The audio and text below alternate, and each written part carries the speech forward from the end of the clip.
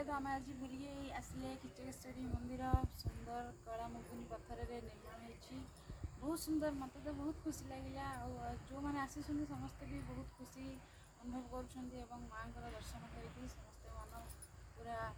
आनंद समस्त भरी जाइए शांति वातावरण भी बहुत शांतिपूर्ण अच्छे आपको देखिले जगह को आसिले जापर जगार महत्व केते अच्छी आमे भी वर्तमान यही शिव मंदिर प्रांगण में गोटे अच्छी जो कि आपण मैंने आसतु वर्तमान जो शीत ऋतु चली शीत ऋतु भ्रमण कर मजा कहले न सर तेणुक मयूरभंज जिलार किचकेश्वरी मंदिर को आसवाई थे चेष्टा करूँ देखिए आपने आसिले आपको केते आनंद लगे निजे आसिले अनुभव करें तेणु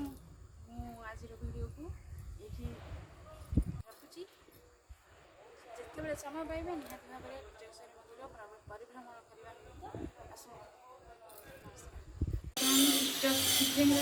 ग्राम हूँ पाखे केसना ग्राम जोटा कि पत्थर कारुकार्य बहुत प्रसिद्ध भारत में प्रसिद्ध देखते सुंदर सुंदर मूर्ति निर्माण होती देखिए आप मन निश्चय शुणवाई इच्छा हम आसतु किन जाती पत्थर कारुकार्य को पूरा विश्व में प्रसिद्ध करते